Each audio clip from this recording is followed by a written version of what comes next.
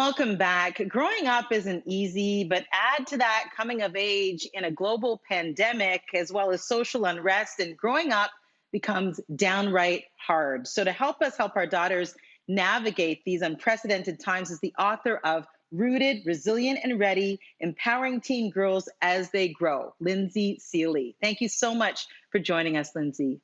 Thank you for having me. Wow, what a time to be talking about this. It really feels like we are in a state of upheaval and change on so many levels. And then also the pandemic, first and foremost. So, when it Mm. comes to young people, they're trying to figure out their lives and they're also figuring out that adults may not have all the answers. So, how do we make sure that particularly our young girls are not becoming hopeless in this time? Yeah, it's a very important point. We need to give them hope right now. And I think that begins with meeting girls where they're at. So asking them how they're feeling, what they're thinking about, what it is, how they're processing all of this information, knowing that every girl has a very unique and individual experience.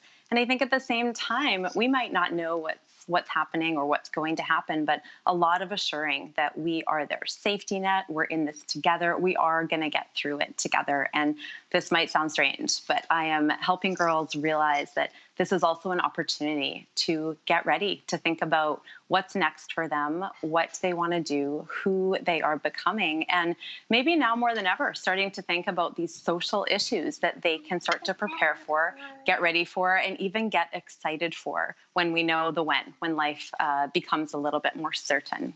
Lindsay, you have an entire chapter dedicated to girls and their phones. And we know that social media, particularly now, is how our kids stay connected. But it's hard to Mm. navigate that as a parent, especially, when there are disturbing images, police violence and racism in particular. How do we navigate that right now? Well, I think again, it's acknowledging that it is incredibly stressful and overwhelming for them.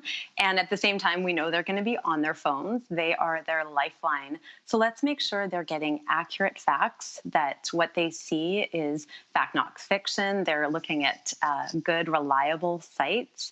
And I think that instead of telling girls to get off their phone, let's use this as an opportunity to, again, meet them where they're at and to talk about what they're looking at, how they're feeling about what they're looking at, how they're processing this information. I'm sure they have questions. They're wanting to talk about it. And I think this is an opportunity for us to have those conversations and really know, I say this in the book, that we are limited by our own experiences, by our own worldview.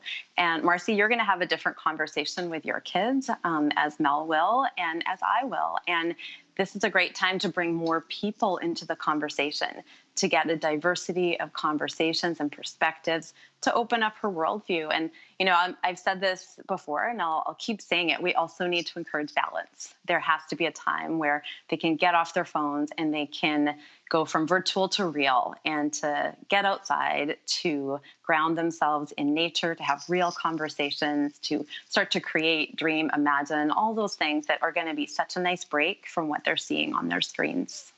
Let's talk about allyship, Lindsay, because it's a word that a lot Mhm. of people are using and in fact posting about. But how do we bridge the gap between doing it for the likes on Instagram and actually becoming an ally?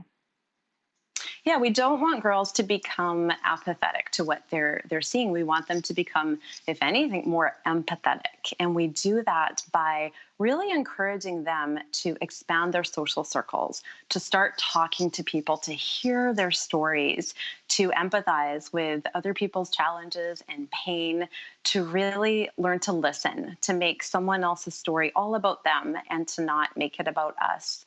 And I think at the same time, our girls need to be educated. They need to educate themselves, actually, and not put that job on a marginalized person.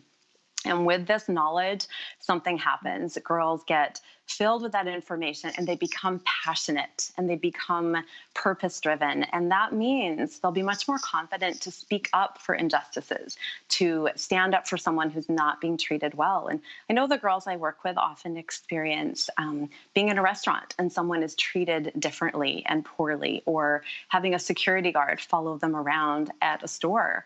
And when they see the truth and they're grounded in knowledge, they're going to use their voice. That's allyship. They're going to stand up for people and really use their power.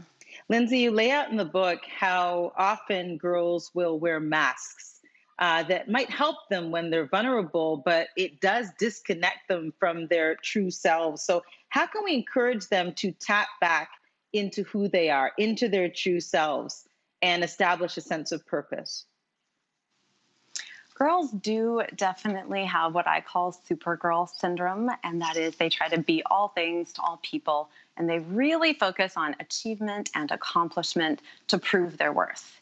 And I encourage girls to shift to knowing their worth, and that takes some time. They have to dig deep, but it's knowing what are they interested in, what makes them happy, what are they passionate about. And when they know that, and that is their authentic self, naturally they'll achieve and accomplish. But I think it's for all the right reasons. It's not seeking other people's approval. And I think I have a student that I was working with, and she wasn't fitting in socially, and she was trying to change herself to fit in. And we started to shift that to really honing in on what made her happy. She liked to sew. So she started to sew, and she realized just how creative she was. And that led her to think about fashion design and moving to New York and London. And she got really excited. She got so grounded in herself, so authentic. She could then say, this is me, and I don't care what you think. This makes me happy. I'm going to do more of it. That is authentic self.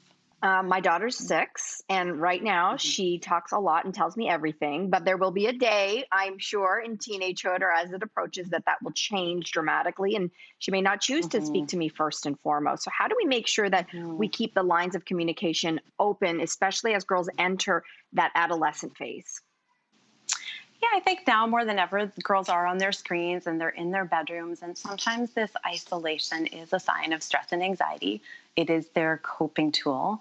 And I think that we can really be the observers of what's happening. We can notice them and say, I notice you're spending more time on your own. I notice that you're a little bit more quieter these days. Just noticing can have power. But in the book, I talk about this idea of periphery parenting. And if girls are at the center, we are on the outside. I think it's our job to try to create this circle of safety and trust. And we do that really simply with our presence, being there without our phones, and showing girls empathy and being able to really be curious over critical. And I think that invites her into a conversation with us. And I think at the same time, consider she might not want to talk to us. She might want to talk to someone else. So expanding that circle too, to include a lot of different people in her support circle, and really knowing we can't take over for her. We don't want to micromanage her, but we can definitely assure her that we're there for her and we're journeying alongside her. Lindsay, as always, thank you so much for these great perspectives, and thank you so much for joining Thank us you. today. To our audience, we'll be right back right after this. Thank you.